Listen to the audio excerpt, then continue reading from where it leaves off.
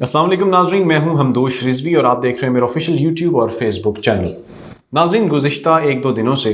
एक चीज़ यूट्यूब पर और फेसबुक पर, सोशल मीडिया पर बहुत ज़्यादा वायरल है, आपकी नज़रों से भी गुजरी होगी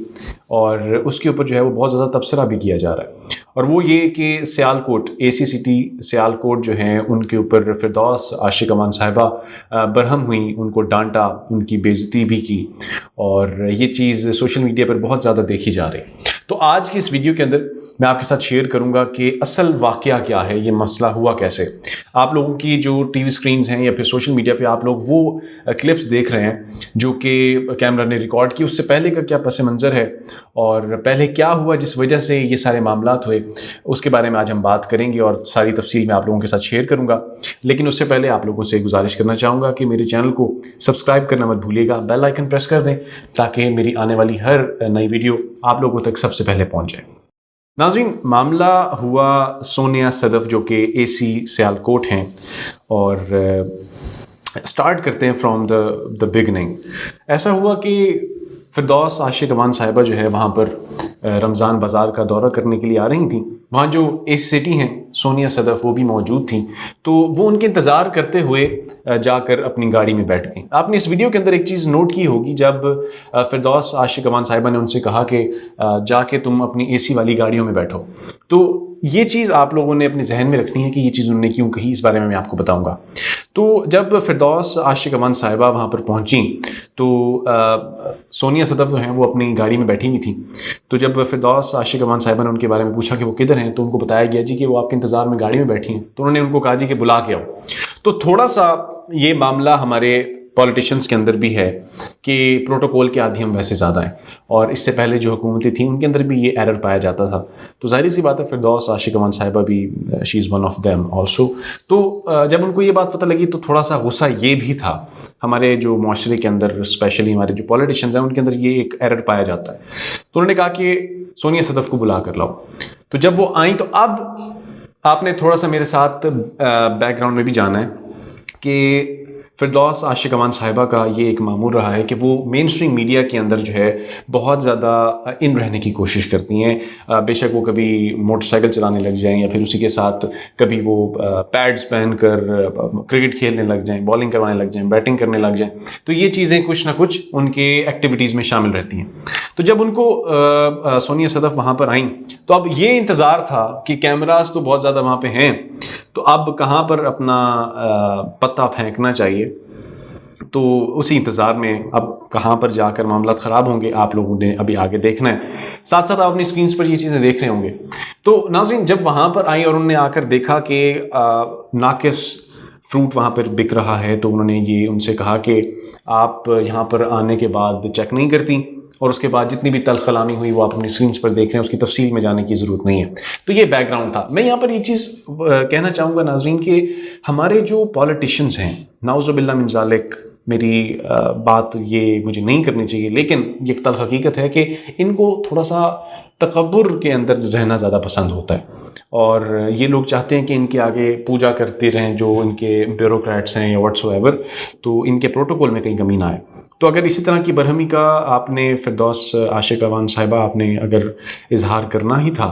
तो अपने अल्फाज जो है वो थोड़े से बेहतर इस्तेमाल कर लेती। तो एक बात आपने वहाँ पे नोट की कि फिरदौस आशिक अमान साहिबा ने ये भी कहा कि किस बेगैरत ने तुम्हें यहाँ पर AC लगाया है। तो अब ये बात ज़रा सोचने की है। एक आम इंसान को जो ख़बरें भी सुनता है, जो अखबार भी पढ़ता है, उसको इस बात का पता होगा कि जो इनकी तैनाती जो होती है असिस्टेंट कमिश्नर्स की या फिर बाकी जितने भी ब्यूरोक्रेट्स हैं, ये हुकूमत वक्त करती है।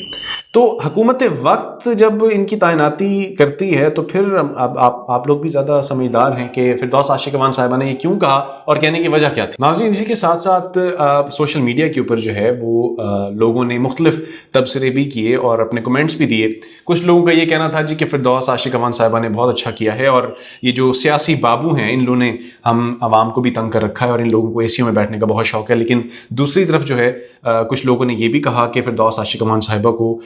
बात करने की तमीज़ नहीं है और इनको इस तरह के अल्फाज इस्तेमाल नहीं करने चाहिए थे, जो कि एक हकीकत बात है। ज़ाहिर सी बात है, अगर कोई इशू था भी सही, जो सेंसिबल पॉलिटिशियन है جو پڑھا لکھا انسان ہے اس کو پتہ ہے کہ چین آف کمانڈ کیا ہوتی ہے، اور اگر اس طرح کا کوئی مسئلہ تھا بھی صحیح تو فردوس عاشق امان صاحبہ جو ہے وہ ایک لیگل سسٹم کے تھرو اپروچ بھی کر سکتی تھیں اور ان کو وارننگز دے سکتی تھیں واٹس ایور. تو ناظرین پچھلے 2.5 سال میں پی ٹی آئی حکومت میں عمران خان صاحب نے کچھ جوشیلے فیصلے بھی کیے، اور اس کے بعد ابھی چند روز پہلے وزیر اعظم عمران خان صاحب نے اپنی ایک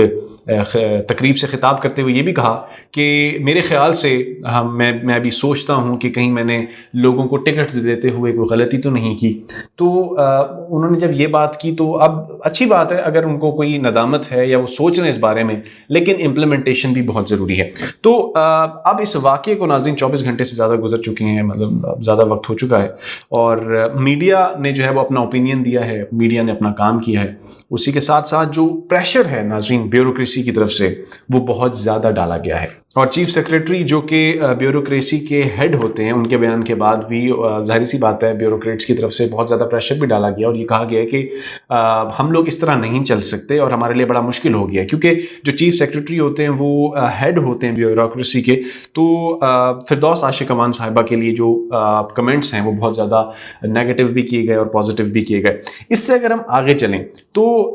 یہ پہلی دفعہ ایسا نہیں ہوا، اس سے پہلے بھی 2-3 واقعات ہیں جو کہ ہو چکے ہیں. فردوس عاشق امان صاحبہ نے کیا، اس کے علاوہ خرم لغاری صاحب انہوں نے بھی اس طرح کا ایک معاملہ کیا تھا، جو کہ ان کی آڈیو ریکارڈنگز جو ہے وہ سرکولیٹ کرتی رہی، میڈیا پہ بھی آئیں. انہوں نے جو ہے وہ ایک بزرگ بیوروکریٹ کے ساتھ بدتمیزی بھی کی، اور انہوں نے یہ کہا جی کہ میں تو جوان ہوں، آپ کو کیسا لگے گا جب لوگ کہیں گے کہ آپ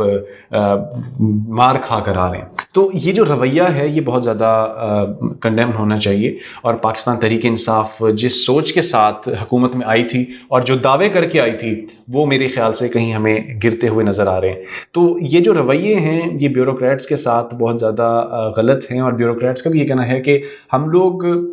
بہت زیادہ پریشان اس معاملے میں ہیں کہ ہمارا چلنا بہت مشکل ہے. تو آپ سوچئے کہ پاکستان تحریک انصاف کے باقی بہت زیادہ معاملات خراب ہیں، مہنگائی ہو یا پھر بے روزگاری ہو، ان چیزوں کے ساتھ ساتھ آپ ان لوگوں کو بھی اگر اپنا مخالف بنا لیں گے تو میرا نہیں خیال کہ آنے والے جو 5 سال ہیں اس میں کوئی آپ بہتری اپنے لیے بھی کر سکیں گے. تو ان چیزوں کے اوپر سوچنا بہت ضروری ہے، کیونکہ پچھلے 2.5 سالوں کے اندر ناظرین آپ لوگوں کو بھی پتہ ہے کہ 4-5 دفعہ جو ہے وہ مختلف جگہ پر بیوروکریٹس کو چینج کر دیا گیا ہے. اور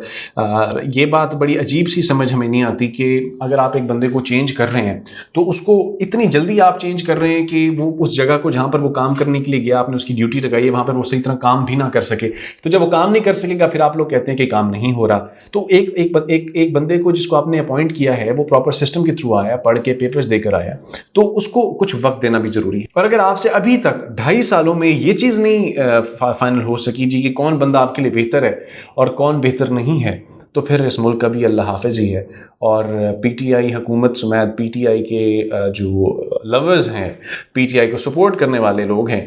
وہ لوگ بھی مختلف اپنے تجزیے پیش کر رہے ہیں، اور فیس بک پہ، انسٹاگرام پہ، یوٹیوب کے اوپر بھی جو ہے وہ پولنگ سٹارٹ کر دی گئی اس معاملے کے بارے میں. تو میں نے کہا کہ آج آپ لوگوں کے ساتھ اس بارے میں بھی کچھ شیئر کریں. اور اب جو کچھ ڈیولپمنٹس ہوئی ہیں کچھ پچھلے گھنٹوں کے اندر، تو اس میں کچھ معاملات یہ ہیں کہ فردوس عاشق امان صاحبہ نے ایک پریس کانفرنس کی، اور اس میں انہوں نے یہ کہا جی کہ میں تو عوام کی خدمت کے لیے وہاں پر گئی تھی اور عوام کی خدمت ہمارا فرض ہے. فردوس عاشق امان صاحبہ اگر عوام کی خدمت ہی آپ کا فرض ہے تو پھر یہ چیزیں ہمیں وقتاً فوقتاً نظر آتی رہنی چاہیے اور ایک سسٹم کے تھرو نظر آنی چاہیے. یہ کوئی طریقہ نہیں ہے کہ ایک تلخ لہجے کے ساتھ آپ کسی بھی ایسے پڑھے لکھے بیوروکریٹ کے ساتھ بدتمیزی کریں یا مس بیہیو کریں. لیکن اس کے بعد جو ہے وہ سما ٹی وی پر انہوں نے ایک انٹرویو میں یہ کہا کہ میرے الفاظ تھوڑے سے سخت تھے، لیکن معذرت انہوں نے وہاں پر بھی نہیں کی، اور معذرت اگر کی بھی ہے تو کچھ خاص الفاظ میں نہیں کی. اور ناظرین آپ کو بتائیں کہ نون لیگ نے جو ہے وہ اب ایک قرارداد بھی پنجاب اسمبلی میں جمع کروائی ہے اور یہ کہا ہے کہ فردوس عاشق امان صاحبہ جو ہے وہ استعفیٰ دیں. تو یہ کچھ ڈیولپمنٹس ہیں جو کہ ہمارے ملک کے اندر معاملات ابھی چل رہے ہیں. اب آپ یہ دیکھیے کہ بڑے بڑے ایشوز ہیں پاکستان کے اندر، ان ایشوز سے ہٹ کر اس طرح کے فضول جو ایشوز ہیں جس کے اوپر ہمارے پولیٹیشنز تکبر میں آ جاتے ہیں اور یہ بھول جاتے ہیں کہ ان کی ذمہ داری کیا ہے. ایک پولیٹیشین ہونا is not a big deal, لیکن ایک پولیٹیشین کا پڑھا لکھا ہونا اور تہذیب یافتہ ہونا ایک بہت بڑی بات ہے. تو اس چیز کو میرے خیال سے ہمارے تمام سیاستدانوں کو بھی سوچنا چاہیے تاکہ متحد ہو کر تمام لوگ چل سکیں، بے شک وہ ایم پی ایز ہوں، ایم این ایز ہوں یا کوئی بھی اور ہائی اتھارٹی ہو. تو اس بارے میں ذرا آپ بھی سوچیے، اور جس طرح کوئی اپڈیٹ آتی رہے گی انشاءاللہ آپ کے ساتھ شیئر کرتے رہیں گے۔ ہماری ویڈیو جو ہے وہ لیٹ آنے کی وجہ یہ تھی کہ ہم لوگ کچھ ڈیٹیلز وغیرہ بھی دیکھ رہے تھے، اور یہ جتنے بھی معاملات آپ کو میں نے بیہائنڈ دا کیمراز جو ہوئے، جو کہ کیمرہ میں ریکارڈ نہیں ہو سکے وہاں پر فردوس عاشق امان صاحبہ اور سونیا صدف کے درمیان، تو وہ چیزیں جو ہے وہ مختلف صحافیوں نے بھی نوٹس کی، اور یہ جو رپورٹس ہم تک پہنچی ہیں یہ مختلف سینئر صحافی جو وہاں پر موجود تھے، یہ تمام چیزیں ڈیٹیلز انہوں نے ہمیں بتائی ہیں۔ ناظرین، اگر آج کی ویڈیو آپ کو پسند آئی ہے تو چینل کو سبسکرائب اور لائک کرنا مت بھولیے گا، بیل آئیکن پریس کیجیے گا تاکہ ہمارے آنے والی ہر نئی ویڈیو آپ لوگوں تک سب سے پہلے پہنچ سکے۔ اگلی اپڈیٹ تک کے لیے اپنے میزبان حمدوش رضوی کو اجازت دیجیے۔ اللہ نگہبان۔